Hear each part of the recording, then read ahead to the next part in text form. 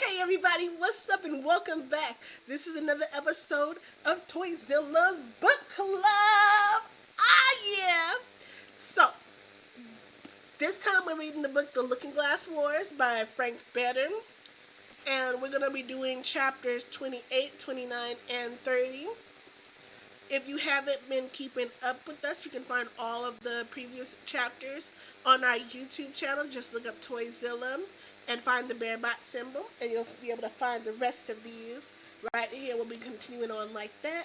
And again, if y'all want to send me some artwork, just let me know in the comments. I'll let y'all know where to send it to. But so far, haven't had any requests for any artwork, so maybe I might start making some by myself. Show y'all what I'm talking about.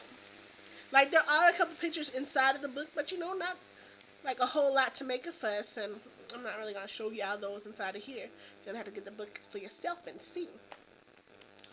Last week, we didn't really get a couple chapters kicked off like we wanted to.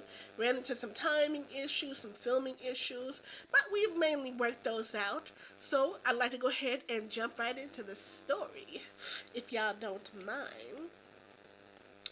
Alright, now let's put our bookmark up here. Okay. Chapter 28. 20-year-old Alice Liddell flitted gracefully from one group of well-wishers to another, her long silk gown trailing on the ballroom's parquet floor. Her black hair rippling down past her shoulders, her skin like smooth, embellished ivory in the light of the crystal chandeliers. The most prominent members of British society were on hand for her engagement party. Dukes, duchesses, knights, earls, counts, viscounts, and country squires, and all of them hid their faces behind masks, as did Alice. In the morning, newspapers would print detailed accounts of the masquerade for the benefit of the city's washerwomen, footmen, tavern keepers, cooks, and maidservants, the lower class folk who struggled day after day to make ends meet and liked to gossip about a world in which they could hardly believe. A world of such rare privilege and comfort as Alice Liddell's had become. Why, Miss Liddell, the Duchess of Devonshire stopped Alice on her tour across the ballroom. Your dress is as stunning as one would expect of you. And your mask, too. Only what are you supposed to be, dear? Alice's mask was as featureless as could be. Wax paper on a wire frame with holes punched in for eyes, nose, and mouth. I'm every woman, Alice replied. Neither ugly nor beautiful, neither rich nor poor. I could be any woman at all. I don't know about y'all, but what she just described to me was like that mask that the Jabberwockies wear. You know, the dance crew? Alright, I'm going back to the story. Yeah. Leopold approached for a dance. He wore a mask similar to Alice's in simplicity, although not as perplexing to guess. It was a mask of his own face, rendered in oils by a local artist. My dear, he said, offering his hand. The orchestra struck up a waltz, and the couple danced around the room, the guests leaning against the walls to watch. Along with the many pairs of eyes cast on them, there was yet another, a stranger watching through the window. Prince Leopold was not a good dancer, neither light on his feet nor easy with his turns. Alice was almost thankful. It somehow lessened her guilt for not loving him. Dancing was the only activity in which he appeared less than perfect. The waltz drew to a close, and the prince noticed the queen frowning in a corner of the room. I think I'd better pay my compliments to Mother, he said, kissing Alice's hand. Leopold took off his mask and set it on the table. The stranger who'd been watching through the window entered the ballroom, and unnoticed scooped up the mask. Alice had barely finished refreshing herself with a few sips of wine when she felt a tap on the shoulder. She turned and saw her intended husband wearing his mask, holding out his hand in request of another dance. Already, she said. But what about the queen? The man in the mask remained silent. The orchestra swelled into another tune, and he led her out to the dance floor with an arm around her waist and a hand at the small of her back. He moved her easily this way and that, twirling her here, dipping her there. They were in perfect step with each other, as if they had been dancing together all their lives. The guests couldn't fail to notice. They cleared a space for the couple and applauded. Allies, Alice realized that whoever she was dancing with, it certainly wasn't her fiance. "You're not Leopold," she laughed. "Alec, is that you?" she asked, naming the prince's friend. The stranger said nothing. "Who is hiding behind that mask?" Still the stranger remained silent. Alice reached up and removed his mask, revealing the face of a handsome young man with almond-shaped eyes, a nose that had probably been broken more than once, and dusty, disheveled hair. "Do I know you?" "You knew me once," the stranger said. He turned his right cheek to show her, showing the 4 parallel scars that shone pink and ragged against his pale skin. She stopped dancing, startled, but she felt a commotion among the guests behind her. Mrs. Liddell and Prince Leopold appeared at her side. She turned, but the stranger had vanished. "Who was that man?" Leopold demanded. "So rude! I'm sure he's nobody," Mrs. Liddell fretted. She'd never seen the prince so upset. "Tell him, Alice. Tell him that man was nobody." I I don't know," said Alice. "I don't know who he was. Please excuse me. I need some air." She hurried out to the balcony. It couldn't have been him, the man with the scars. It couldn't have. He didn't exist. Y'all. Chapter 29. The cat swatted at a length of rope hanging from the ceiling of the invention hall. All around him, early prototypes of Red's numerous inventions were on display in spotlight alcoves: a seeker with the body of a tuttle bird and the head of a wormy, a dry, withered shrub that had been Naturecide's first kill, a 2-card from the cut, half steel and half flesh, more vulnerable and not as mobile as the card soldiers that eventually made it to production, a preliminary model of the rose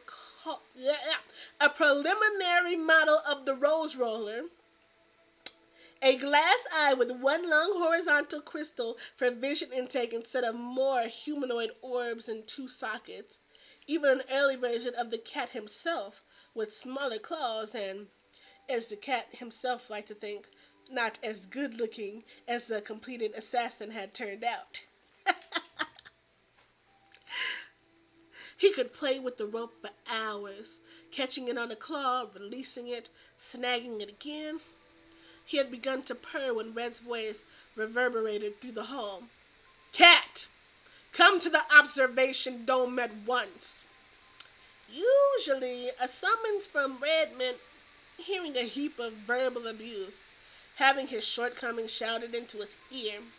But this time, Red had sounded different, almost pleasant, as if to surprise him with a treat. And it was about time.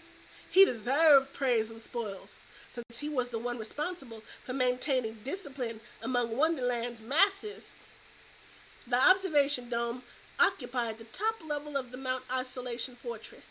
Slick, polished stone flooring with walls of telescopic glass panels that provided a 360-degree view of Wonderland. The cat bounded into the dome with a meow, but quick as a tail flick, his mood darkened. The walrus butler and Jack of Diamonds were in the room. Why Red insisted on tolerating Jack of Diamonds, the cat would never understand. "I've been taking a stroll down memory lane," Red said. "And Cat, I'd like you to tell me again how you tore Alice's heart into little fleshy bits and hurled them into the pool of tears all those years ago." Something was wrong. The cat could smell it.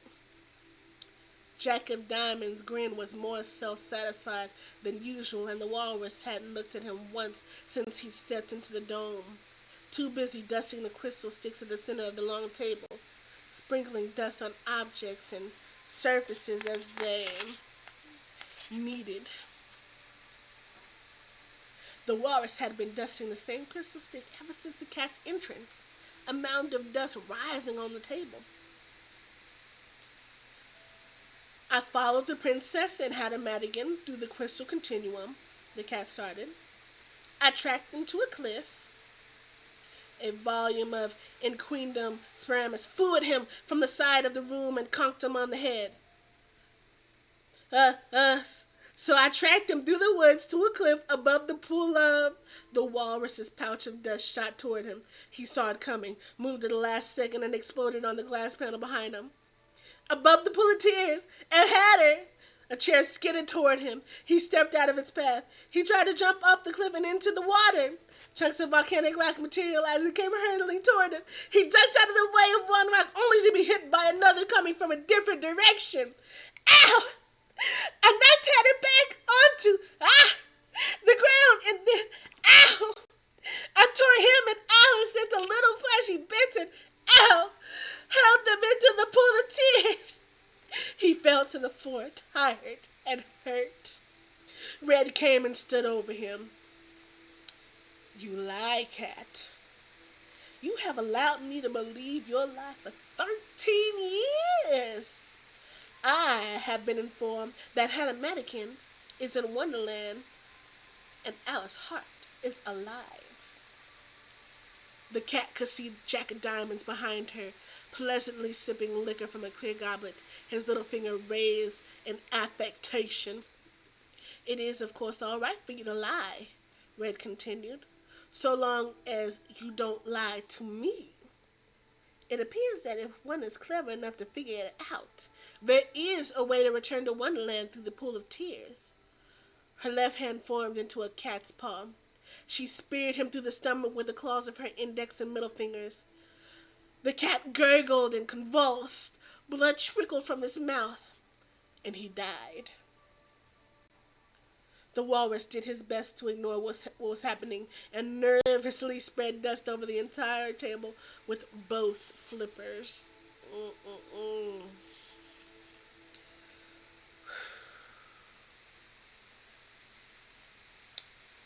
Jack of Diamonds chuckled, but he stopped abruptly when his goblet leaped from his hand and spilled its contents onto the cat's face. The cat sputtered, coughed, his eyelids stuttered open. Don't be so dramatic, Red told him. You still have 6 lives left. Lie to me again, and you will have none. Now get up and wipe your chin. The cat stood, licked his paw and rubbed it over his chin and whiskers, cleaning off his blood. Here's what's going to happen, Red said. You need a platoon of card assassins of my choosing. Let me restart that sentence, y'all. I messed up. You and a platoon of card assassins of my choosing will pass through the pool of tears. You will find my niece and you will rip, chop, or twist off her head. I don't care which, so long as her head comes off. You will bring this head to me. If you return without it, I will assume that Alice is alive and you have failed, and that will be the end of you. If you don't return to Wonderland because you fear that what I will do to you, rest assured that I will send others after you, and you will die 6 more deaths. The cat bowed. I thank you for being so merciful. Your imperial viciousness. I will not fail you this time. No, I don't suppose you will. Briefed on Alice's whereabouts by a smug Jack of Diamonds, the cat led his card assassins to the cliff overlooking the pool of tears. with no fanfare save for the wind in the mute trees and the beating of their illicit hearts. They jumped, succumbed to the extended downward tug of the portal, and upward velocity, and sprang from a puddle inside the Houses of Parliament. They flew up out of it and smashed through the windows, landing on the sidewalk in a shower of shattered glass. Ooh, juicy. Chapter 30. Dressed in her wedding gown, Alice stood before a full-length mirror in the vestry of Westminster Abbey. In less than half an hour she would be married to a prince, raised to the highest ranks of society's esteem without giving her heart to a man she neither disliked nor loved. But her future seemed as uncertain as her past had once been. The room began to vibrate with the strains of the organ, but she hardly noticed. She reached out toward the mirror. Her fingers touched the cold, reflective surface, and she stood fingertip to fingertip with her mirrored image. What more had she expected? For her hand to pass into the mirror? Ridiculous. A knock came at the door. Mrs. Liddell bustled in, holding the skirts of her gown to prevent them from dragging on the floor, and Alice was glad to be rescued from her solitude. "It's time, dear. It's time. I can hardly believe it." "Nor I," Alice said, feigning breathless excitement. She kissed her mother on the cheek, and together they walked to the Abbey's atrium, where bridesmaids and groomsmen waited to make their entrance, along with Dean Liddell, who would escort his daughter down the aisle. "To think that the next time we speak, you'll be married to a prince," Mrs. Liddell sighed. "And you'll be a mother-in-law to one." "It tickles me to be reminded of it. You've made me terribly happy, Alice." With a last hug, Mrs. Liddell left to take her seat next to the rest of the family at the front of the Abbey. The wedding march began, and bridesmaids and groomsmen started down the aisle a pair at a time. Alice peeked out at the guests. Queen Victoria and her entourage occupied the first few pews on the right side of the church. A buffer of soldiers separated the Queen from the rest of the guests, who completely filled the Abbey. In the rear of the church, newspaper reporters jotted notes. All were turned in their seats, waiting with anticipation for Alice to make her entrance. But she had wanted to take this opportunity to spy on her guests. Why? Because she was looking for somebody. One face in particular. She'd been wondering if he would show up today as mysteriously as he had at her engagement party. Wasn't that him, standing in the shadows underneath that balcony? She couldn't see his face clearly, but Dean Liddell held out his arm for her. She was being such a fool. Why torture herself over a stranger just because he had a few scars on his face? Lots of men probably had similar scars. It signified nothing. Likely the man at the engagement party had just been a rival of Leopold's and wanted to show him up with his dancing. She took hold of her father's elbow. "Alice, my love," said the dean, "if it were anybody else marrying into such a public family, I should worry whether they were up to it. But not so with you. I suspect that not only will you continue to make Prince Leopold proud and hold his love fast, but that you will teach him more about acting as a force of good in the world than I, merely as dean of his college, could have ever hoped to accomplish. He is lucky to have you." "Thank you, Father." With measured steps, father and daughter started down the aisle. Alice's face showed no sign of concern, no hint of the consternation that had been plaguing her since the masquerade. One might have assumed that all her thoughts were on the monumentous occasion at hand, which was certainly what Prince Leopold believed.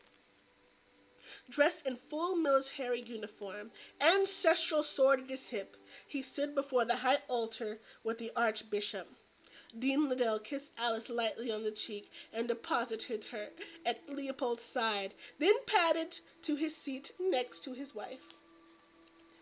Leopold smiled at his bride. It was such a shy, odd, pleased, and overwhelmed smile that it fairly overwhelmed her. Alice feared he was making more of her than he ought, that not loving him wouldn't be the hardest part of their coming years together. It would be living up to his estimation of her. She turned to face the Archbishop. Behind her, pews creaked, throats cleared. The Archbishop began to speak, but Alice hardly heard a word he said. If there is anyone here who objects to this union, let him speak now or forever hold his peace, the Archbishop intoned. Alice had a strong desire to glance toward the left balcony to where she imagined the scarred man was standing, a man whose name she had with great effort tried to erase from her memory and which she didn't dare say to herself even now, as if to do so would be to conjure a figure whose non-existence meant everything to her present and future happiness in England. She heard herself repeating the Archbishop's words without comprehending their meaning. The vows. I've taken my vows, and now it's Leopold's turn. She stood listening to the alternating timbres and resonances of the men's voices. Then something strange happened. It was as if a gathering storm, moments from breaking, had sucked up all the oxygen from the enormous room, only to unleash itself with much more vengeance. Alice would later swear that she had felt it coming beforehand, had felt something before the stained glass windows on both sides of the abbey imploded, as the strangest looking creatures broke through them and landed amid the shards and the crumbs of colored glass. Guests ran screaming toward the exits, trampling one another in their haste. Others fell to their knees and prayed to be delivered safely from harm. In the seconds between the shattering of glass and the first casualty, soldiers surrounded Queen Victoria and hustled her through a door normally reserved for the Archbishop, who hurried after her with breathless prayers.